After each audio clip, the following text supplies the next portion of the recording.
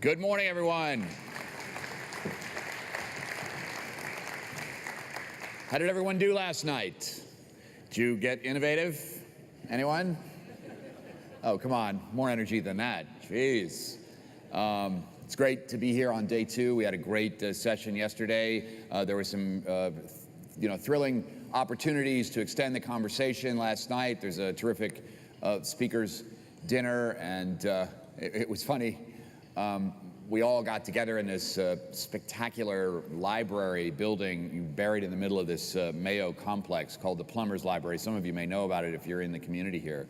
And it has all these, pictures on the walls of folks, mostly old men, actually exclusively old men on the wall. Actually, uniquely and only old men anywhere to be seen in this library. It's very stately and wonderful.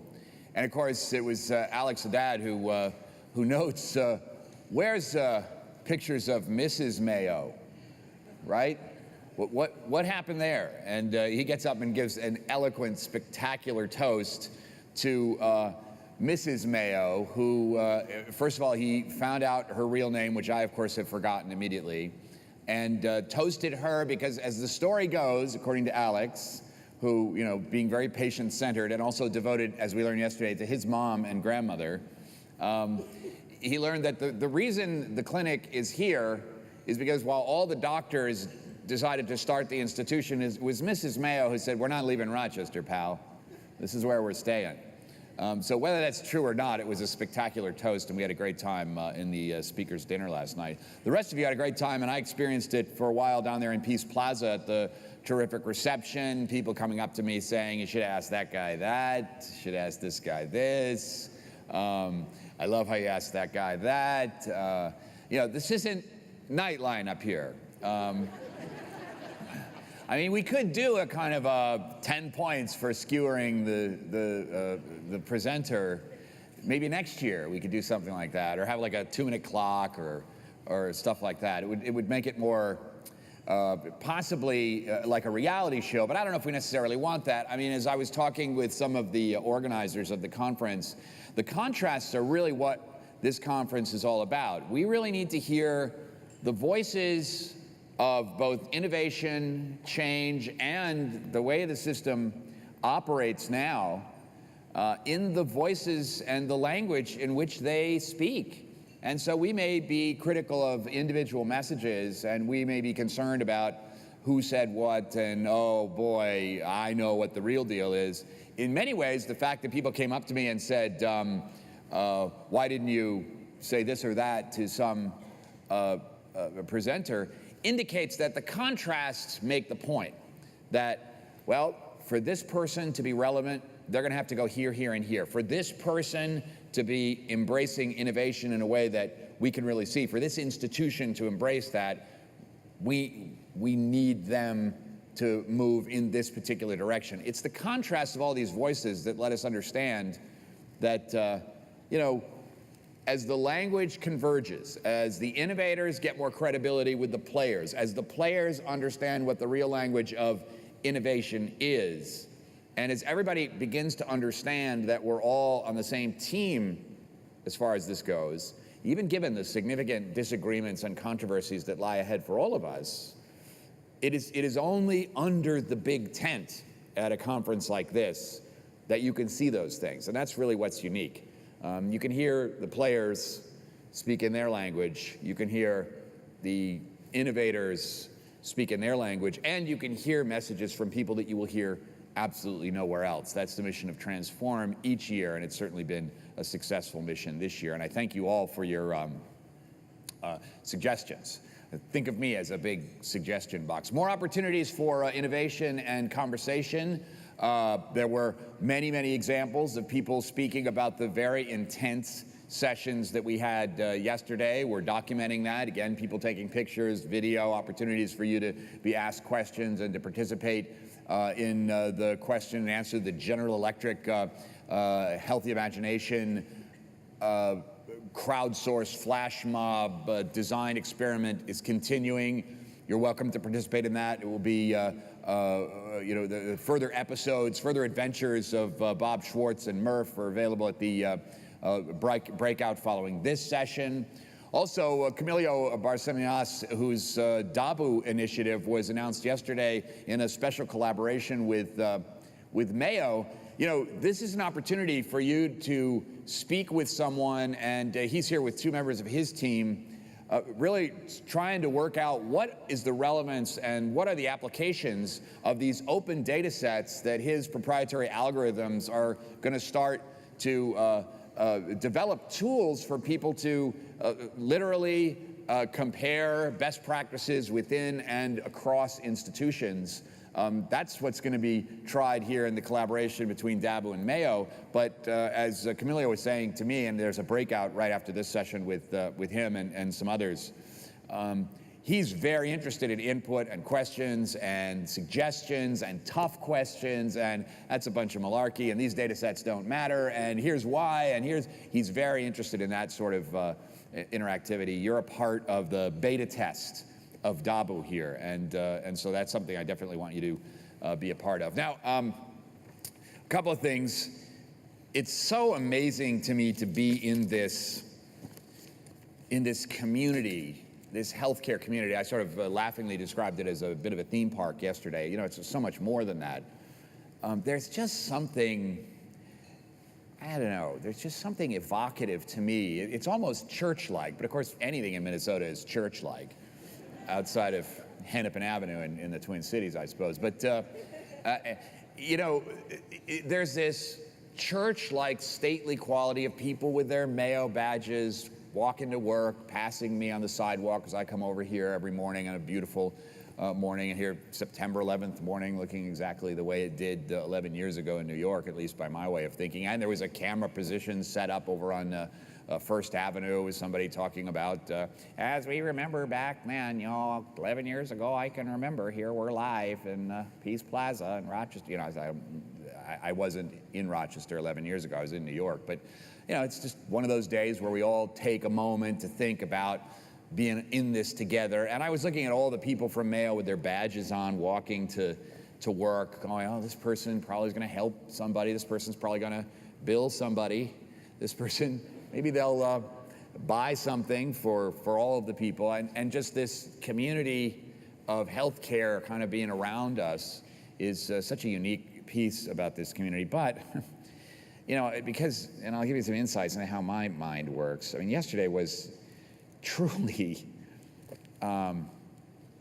it was kind of mind-blowing. I mean, I started on Sunday. Some of you might have been here for that, listening to some great cutting-edge scientific research initiatives taking place at some of the labs here.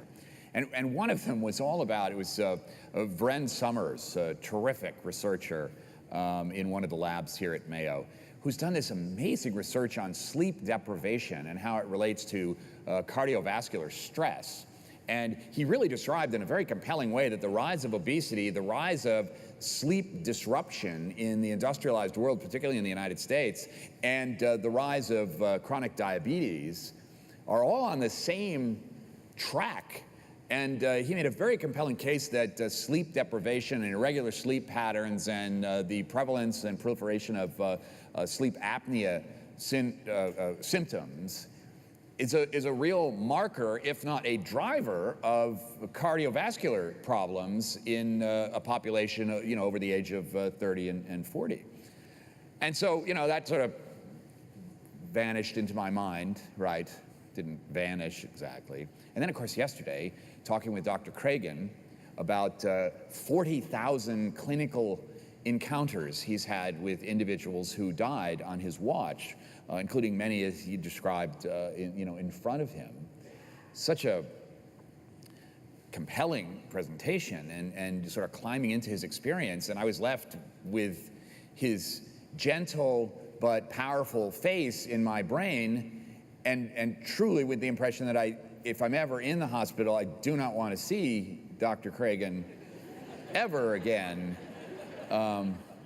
Lovely guy. I mean, maybe he could stop by and tell me a couple of horse stories, but I really don't want him picking up my chart. Absolutely not, ever.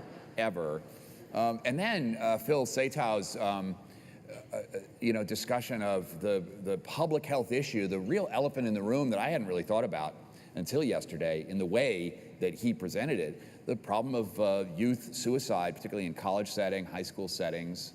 And I have 2 teenage daughters. And so I got all this stuff in my brain about, and one of the presentations on Sunday was about melanoma and the difficulty of treating melanoma and all this. So, I'm looking at my moles, right? And I'm starting to get that, got a weird feeling. There's probably somebody here I can ask about that, right?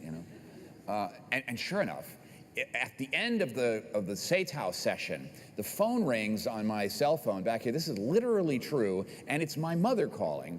And my mother, who called also on Sunday because she saw on CNN that there was a tornado that touched down in Queens, and she wanted to know if I was dead. I live in Brooklyn, and I had already told her I was going to be in Rochester, so I was nowhere near the tornado. And she said, have you checked with your family? I said, yeah, I called them up. They're fine. They're doing back-to-school shopping. I think, actually, my wife was wishing she was in the tornado so that she could just drop the back-to-school shopping trauma with 4 kids and deal with something concrete like down trees. That was something that, she would have been happy to embrace. But no, I told Mom, everybody's fine, like in Alex's presentation. We're fine. We're fine. Leave us alone, Mom. So she calls again backstage, and she says, John, have you talked with your brother Peter? And I said, no, why? Well, he's supposed to go into surgery today, have this cancerous thing removed from his forehead. Have you heard from him? He's not answering me. I'm going, I haven't heard anything. Nobody told me about this. What? And it's like 3 minutes before I have to go on. I'll call him. I call up my brother Peter, and I said, Pete, what the hell is going on with you? Oh, yeah, I changed the surgery date. It's not melanoma, but it's this thing that I had on my forehead, and they're going to have to take it off. And I said, what? Are you okay? Is everything fine? And he tells this story of he let it get so big because he doesn't have health coverage because he's a carpenter and he works freelance.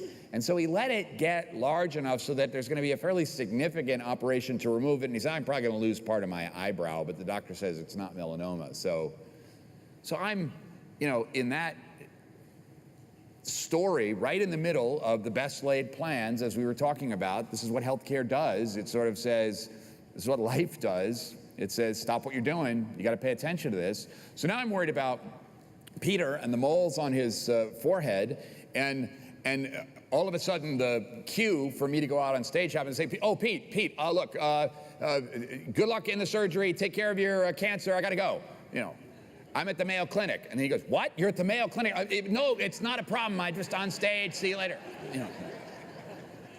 At that exact moment, just before I hit the stage, I get a call from my daughter Zoe, who's in the middle of high school, right? She's 14 years old. I pick up the phone, I can't hear anything. It's one of those deals where, she's accidentally hit the phone and called me, and maybe the phone's in her pocket or something like that. But of course, I've just been listening to Sate's House presentation. I'm thinking, oh my gosh, she's on the ledge.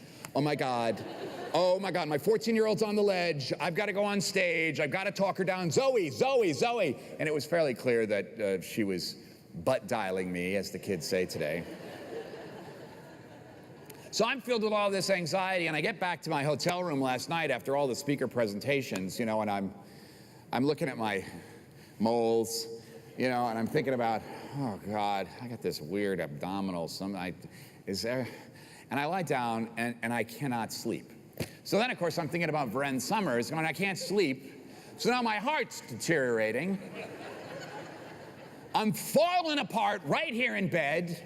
What the hell am I gonna do? So I get up, I'm in my shorts and undershirt, and I go downstairs, and there's the bartender who's still cleaning up, who's gotta be the most amazing, at the Marriott, there's gotta be the most amazing bar. I mean, he has heard everything. I mean, he has talked to everyone. I mean, he and Kragan should have their own show.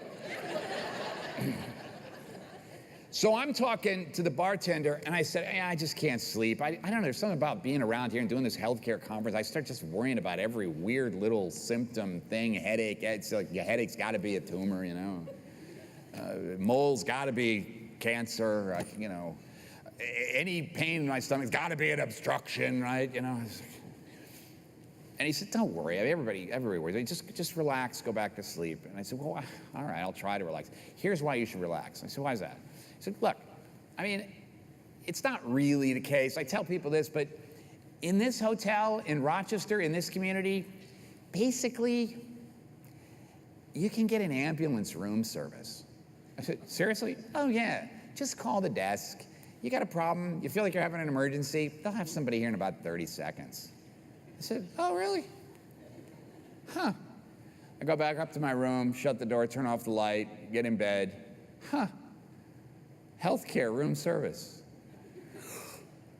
I'm relaxed. I went to sleep, and I'm here with you today. So, I had a good night.